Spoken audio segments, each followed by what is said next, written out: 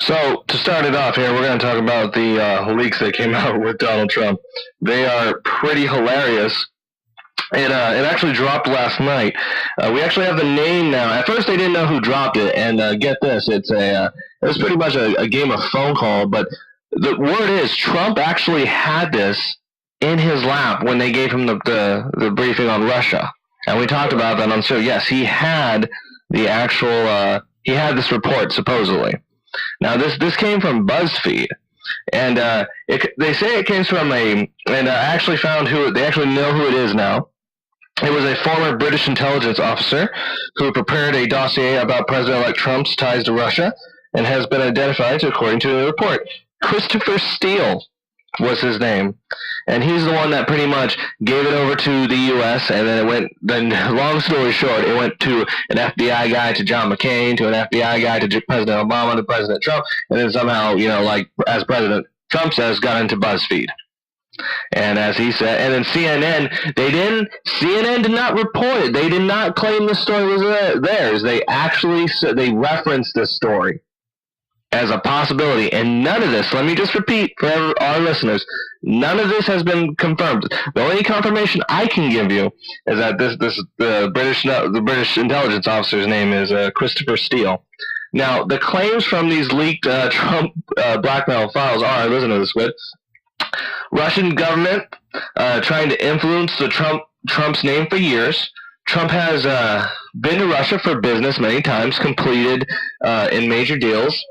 Memos describe sex videos with prostitutes, and Trump in 2013's visit to Moscow hotel, and I'm sorry if I can't say this, it's Kompromat, or Compromat, I won't even try to say that anymore.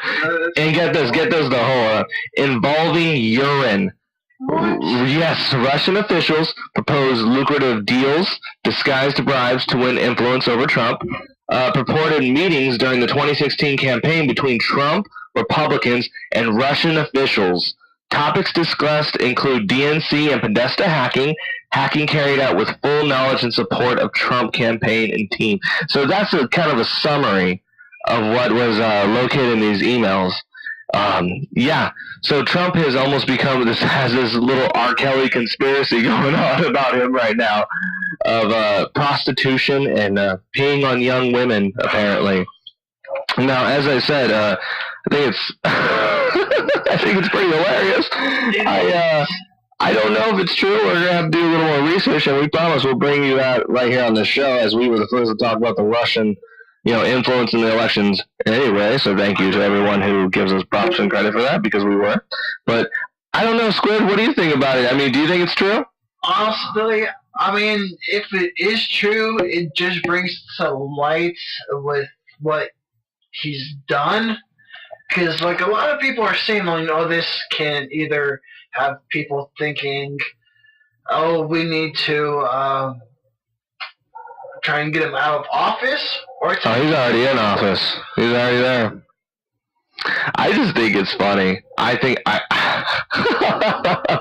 this is actually a story I hope is true. I really didn't know about the story until I saw him talk about it. Well, yeah. If for those of you who don't know, that's why Trump told the CNN reporter, "You do fake news." Was because of this report. That's why he denounced him right there during that press conference. Speaking of that press conference, man, that press conference was hilarious.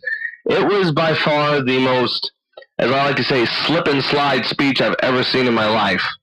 Oh, he reminds me of Slippery Dick. He really does. I mean, he's so... I don't know what you're talking about. Don't know what you're talking about. I have no idea. I never met him in my life.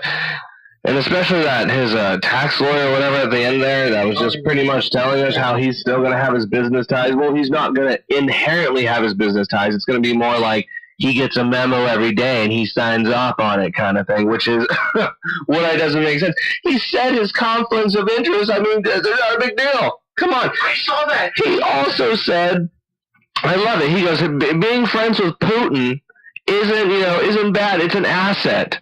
Yeah. It's an asset to be a friend of Russia. It's a great asset. Believe me. This in yours. Believe me.